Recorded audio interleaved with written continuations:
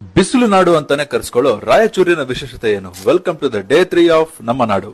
ರಾಯಚೂರು ಎಂಬ ಪದಕ್ಕೆ ಎರಡರ್ಥ ಇದೆ. ರಾಯ ಅಂದ್ರೆ ರಾಜ, ರಾಜನಿದ್ದ ಊರು ರಾಯಚೂರು ಆಯ್ತು. ಹಾಗೆ ತೆಲುಗುನಲ್ಲಿ ರಾಯ್ ಅಂದ್ರೆ ಕಲ್ಲು, ಕಲ್ಲುಗಳಿಂದ ತುಂಬಿದ ಜಾಗವನ್ನ ಜನ ರಾಯಚೂರು ಅಂತ ಕರೆದ್ರು. ಮುಂಚೆ ಹೈದರಾಬಾದ್ ರಾಜ್ಯವನ್ನ ಸೇರಿದ್ದ ಈ ರಾಯಚೂರು 1956ರ ಏಕೀಕರಣದಲ್ಲಿ ಕರ್ನಾಟಕ ರಾಜ್ಯವನ್ನ ಸೇರ್ಕೊಳ್ತು. ಉತ್ತರದಲ್ಲಿ ಕೃಷ್ಣಾ ನದಿ, ದಕ್ಷಿಣದಲ್ಲಿ ತುಂಗಭದ್ರಾ ನದಿಗಳ ಮಧ್ಯೆ ಇರುವ ಈ ರಾಯಚೂರು ಜಿಲ್ಲೆಯನ್ನ ದೋ ಅಬ್ ಅಂತ ಕರೀತಾರೆ. ದೋ ಅಬ್ ಅಂದ್ರೆ ಪರ್ಷಿಯನ್ ಭಾಷೆಯಲ್ಲಿ ಎರಡು ನದಿಗಳ ಮಧ್ಯೆ ಇರುವ ಜಾಗ ಅಂತ ಅರ್ಥ. ಇಲ್ಲಿನ ಇತಿಹಾಸ ಕ್ರಿಸ್ತಪೂರ್ವ 3ನೇ ಶತಮಾನದ ಮೌರ್ಯರ ಕಾಲದ್ದು. ಮಸ್ಕಿಯ ಶಾಸನದಲ್ಲಿ ಅಶೋಕನನ್ನ ದೇವನಾಂಪ್ರಿಯ ಎಂದು ಕರೆದಿರುವ ಉಲ್ಲೇಖ ಇದೆ.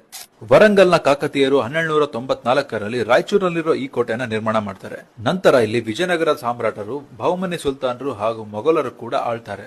ಅಟ್ಟಿ ಗೋಲ್ಡ್ ಮೈನ್ಸ್ ದೇಶದ ಅತ್ಯಂತ ಹಳೆಯ ಮತ್ತು ಈಗಲೂ ಆಕ್ಟಿವ್ ಇರುವ ದೇಶದ ಏಕೈಕ ಗೋಲ್ಡ್ ಮೈನ್ ಆಗಿದ್ದು ನಮ್ಮ ಕನ್ನಡಿಗರ ಹೆಮ್ಮೆಯಾಗಿದೆ. ಕರ್ನಾಟಕದ ಮೊಟ್ಟ ಮೊದಲ ಥರ್ಮಲ್ ಪವರ್ ಪ್ಲಾಂಟ್ ಶಕ್ತಿನಗರ. ಇದು ರಾಜ್ಯದ 70% ಆಫ್ ಎಲೆಕ್ಟ್ರಿಸಿಟಿಯನ್ನ ಪ್ರೊಡ್ಯೂಸ್ ಮಾಡುತ್ತೆ. ಎನ್ಸಿಇಆರ್ಟಿಯ ಲೋಗೋದಲ್ಲಿ ಬಳಸಲಾಗಿರುವ ಈ ಇಮೇಜ್ ಮಸ್ಕಿಯ ಮಲ್ಲಿಕಾರ್ಜುನ ಸ್ವಾಮಿ ಟೆಂಪಲ್ ಇಂದ ತೆಗೆದುಕೊಂಡಿದ್ದು. ಕರ್ನಾಟಕದ ಅತಿ ಹೆಚ್ಚು ಬಿಸಿಲು ತಾಪಮಾನ 45.6 ಡಿಗ್ರಿ ಸೆಲ್ಸಿಯಸ್ ಕೂಡ ರೆಕಾರ್ಡ್ ಆಗಿರೋದು ರಾಯಚೂರು.